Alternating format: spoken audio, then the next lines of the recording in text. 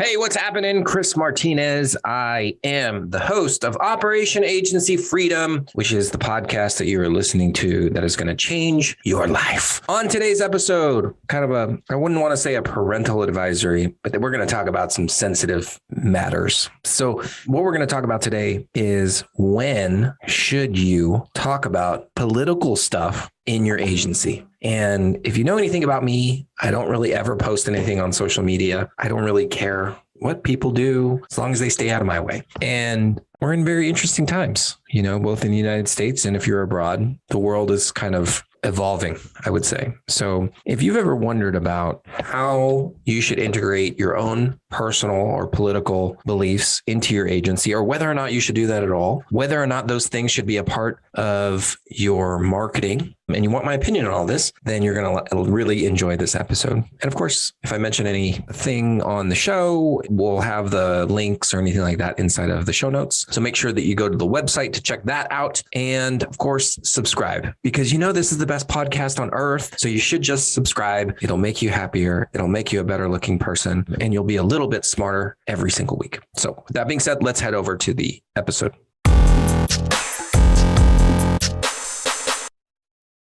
All right. Today, we're going to talk about some controversy, as they would say in England. I am not very outspoken publicly. Privately, I am. Publicly, I'm not very outspoken about anything political. That's not to say that I don't get into arguments on social media like all the other boomers that are out there, because I do. But I only do that when it's absolutely necessary. So today I'm going to talk about whether or not you should talk about political things, if you should have political conversations in your agency. And there's a couple different aspects to this. It's like, do you have those conversations with your team? And do you have those conversations with your clients or the world that's outside of your company? It's a very sensitive topic. I don't think that there's any black and white answer to this. So I'm just going to give you my opinion. In general, I never post anything on social media. I hate posting things on social media. I have people that tell me you need to post things on social media. So therefore, I probably will do that more moving forward. But in all honesty, it probably is not going to be me doing the posting. I'll just record the stuff because I'm just the dumb monkey that sings and dances whenever they tell me to. But with that being said,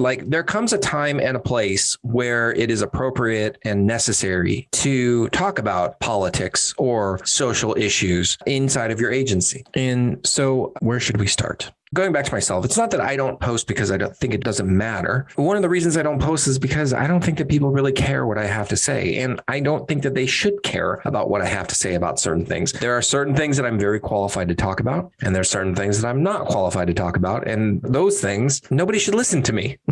I don't have children, for example. So you should never listen to me when it comes to anything related to parenting, because my opinion means nothing. So that's one of the reasons why I don't post or, give social commentary in public. In my private life, we have very deep conversations, especially me and my wife. We're always talking. We don't agree on everything. We have lots of debates, and that's fun. That's part of getting to know each other. I feel like if we were all the same, it would be a very boring world. So now that I have team members, though, I have to think about things a little bit differently, right? And over the past few years, for example, there were a lot of things that were coming out about Mexico, and we have a lot of team members in Mexico. So part of my responsibility as a leader is to speak up and let our team members know on what side of this issues we stand, right? It's important. It's important to be able to gain the trust of your team members. So when should you bring it up? So the first thing that I think is when you should bring up something that's political, or there's some issues that have happened in the world, social issues, whatnot, even all the shootings that we have in the country on a daily basis, whether or not you're pro-gun or anti-gun, or you want to have a freaking tank that you can drive down the street.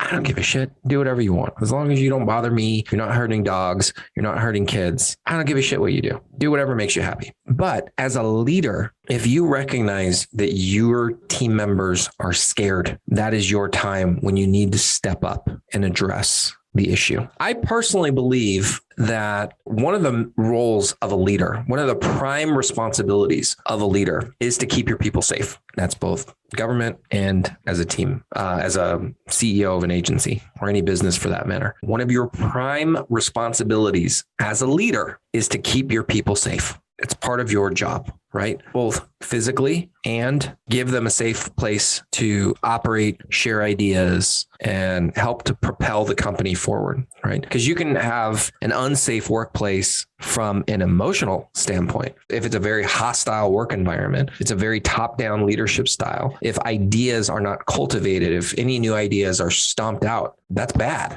right? It's part of your responsibility as a leader to fix that type of insecurity in the business. So with that being said, I did hear a story a while back. I can't even remember who I heard it from, but it was an older gentleman, and he was 70s or 80s. So he grew up in a different time. And this is a long time ago, like more than 10 years ago. And he was telling me a story of how he was working for some Fortune 500 business, and he was a regional sales manager or something like that. And he was talking about how he had some of the first African-American salespeople in the entire company that were in his division. And I can't remember the territory. I believe it was like somewhere in the South. And so one of his new African-American salespeople went to a business, and they'd been working with this company for a long time. It was a big, big client of theirs. And the African-American gentleman walked in, introduced himself, said, "Hey, I'm your new account person," or whatever, and then left the business. And then the owner of that company called this older gentleman that I was talking to and said, "If you ever send that N-word back in here, we'll never work with you guys again." And that gentleman, the older gentleman who was telling me this story, said, "I'm going to save you the trouble. We're never going to work with you again." And he pulled the account. And for the rest of that time, they never, ever worked with that client again. I can't remember what century this was, but I'm assuming that it was probably in a civil rights time when this was a very hot issue. And that says something, right? Like, I think that we all have a moment where we're like, this is more important than money. And that was a moment where this older gentleman took a stand and he said, "This is what we believe, and what you have said or what you have done is unacceptable. We're going to not continue to work with you on that." So that's kind of like an extreme example. I know that most of us will not have that type of issue that comes up, but that's an example of when you need to put your foot down and take a stand. So an easy way to kind of relate this back to you guys is, hopefully you have core values as a company. If you don't, you probably have core values as a human being, things that are important to you as a person. And a lot of the times, the core values of the leader or the owner are often reflected in the core values of the business. So an easy indicator as to whether or not you need to talk about something political internally or externally is if there's something that happens that conflicts with your own core values or your company's core values. If that happens, most of the time, it's the time that you have to step up. It's the time that you have to say something and say, "This is not okay. This is not aligned with what we believe and what we value as an organization." Your team members will really, really appreciate you for doing that, because you might not believe this or not, but most people do not want to get involved. If there's ever a situation where things are a little dicey or where there's the risk of getting hurt, most people will avoid that at all costs. I think in general, most people will avoid conflict at all costs. I'm one of those weirdos who doesn't. And maybe you're like me, right? Maybe you don't run away from conflict. Maybe that's one of the things that makes owners unique as people, is that we don't run away. Like if there's a burning building, we're not running away. We're the ones who are often running into the burning building. That maybe that's just how we are wired. Right? I don't have data on that. Maybe that is true though. But if you take a stand when most people are running away or hiding in fear or placating, then your team members will recognize that. And most likely they won't verbally say anything to you about it, but they will recognize that you stood up when everybody else turned their back. That's how you earn the respect of your team members as well as your clients, right? If it's something that you're going to say to your clients, is like, "This is what we believe. This is what happened, and we do not agree. And these are the actions that we're going to take. And we want everybody to know that this is where we stand on that line."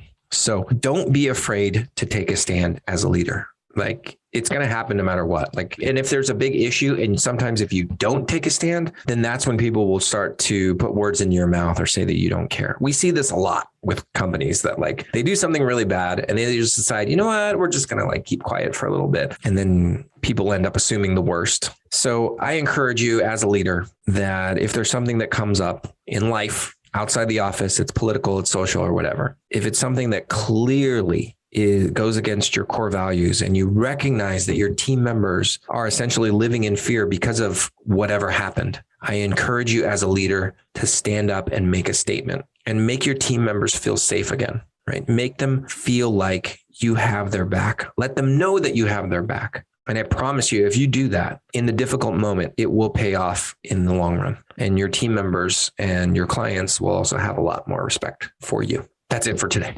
Thank you so much for listening. If you enjoyed this episode, it would mean so much to me if you could share it with your friends, family, and basically anyone who will find the same value in this episode that you did. And to get the latest from me, then let's definitely connect on social media. You can go to Facebook, facebook.com/Dude Agency, or Instagram @dudeagency.io, or you can check us out on YouTube on our YouTube channel. And then, of course, you can always visit our website at dudeagency.io, where you can see all of our other episodes of Operation Agency Freedom. You can also register for any live trainings that we have going on how to run a highly profitable agency. And of course, you can see how we help digital agencies with the people, the processes, and the education so that they can take on more projects and scale profitably. Thanks again, and I will see you next time.